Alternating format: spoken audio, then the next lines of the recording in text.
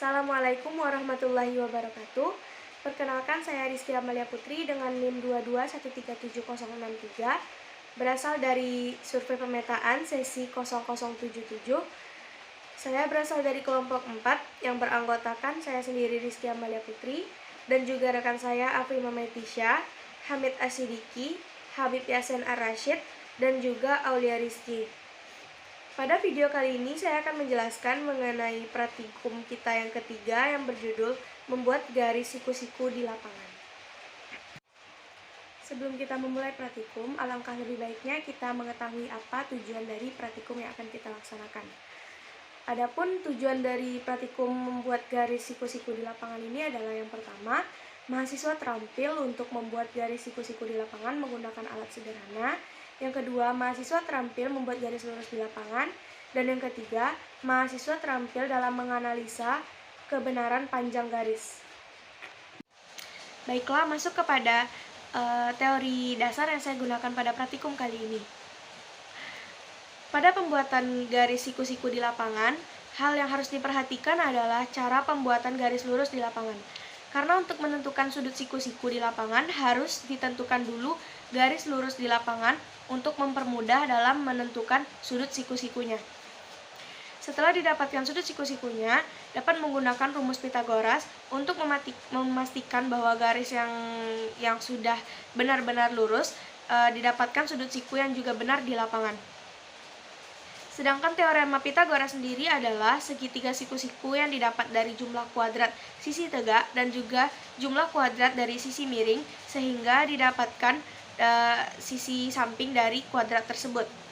Sedangkan rumus Pythagorasnya adalah ED kuadrat sama dengan DC kuadrat ditambah CE kuadrat.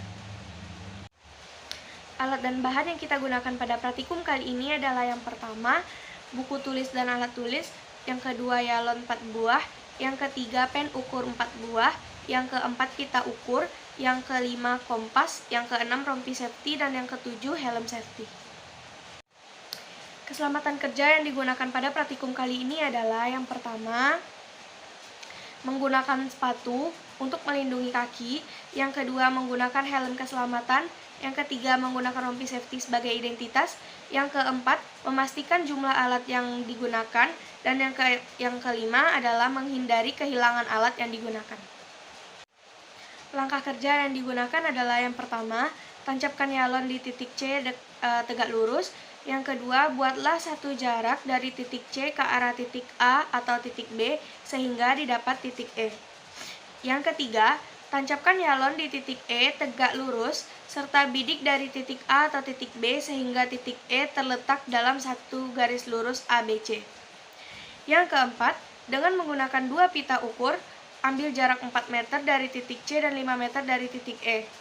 Yang kelima, tarik dan putar pita ukur sedemikian rupa sehingga kedua ujung dari pita ukur dari jarak 4 meter dan juga 5 meter berpotongan di satu titik, misalnya di titik B, maka sudut dari DCE adalah 90 derajat. Yang keenam, tancapkan yalon di titik D tegak lurus dan juga cek pengukuran jarak dari titik E ke titik-titik sebelumnya. Yang ketujuh, cek hasil pengukuran dengan menggunakan rumus Pythagoras.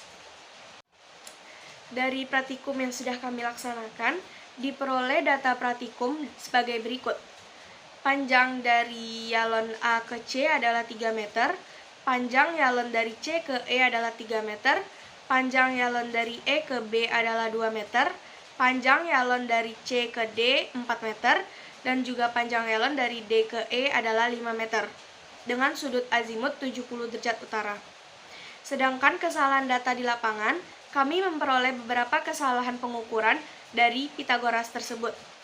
Hal ini dikarenakan karena kurang teliti dalam menempatkan yalon pada satu garis lurus dan juga kurang teliti dalam melakukan pengukuran menggunakan pita ukur. Sehingga diperoleh kesalahan data adalah sebagai berikut. Data yang pertama adalah panjang DE menjadi 5,1 meter yang seharusnya 5 meter. Yang kedua, panjang DE 4,9 meter yang harusnya 5 meter. Dan yang terakhir, panjang DE 4,85 meter yang seharusnya 5 meter. Dari praktikum yang sudah dilaksanakan kemarin dan juga analisa data yang telah saya laksanakan, saya memperoleh kesimpulan sebagai berikut. Yang pertama, untuk membuat garis siku di lapangan, kita harus menentukan terlebih dahulu garis lurus di lapangannya. Yang kedua, untuk menentukan panjang dari siku-siku, kita dapat menggunakan rumus teorema Pythagoras. Yang ketiga, dengan menggunakan panjang sisi miring, kita dapat membuktikan apakah garis lurus tersebut sudah benar-benar lurus atau belum. Dan yang terakhir, kesalahan data pada garis miring terjadi karena garis lurus yang dibuat belum benar-benar berada pada satu garis lurus, sehingga perlu dilakukan pengulangan pengukuran sehingga data yang ada sesuai dengan teorema Pythagoras. Baik, hanya sekian penjelasan mengenai praktikum 3 kita pada video kali ini. Kurang dan lebihnya saya mohon maaf. Assalamualaikum warahmatullahi wabarakatuh.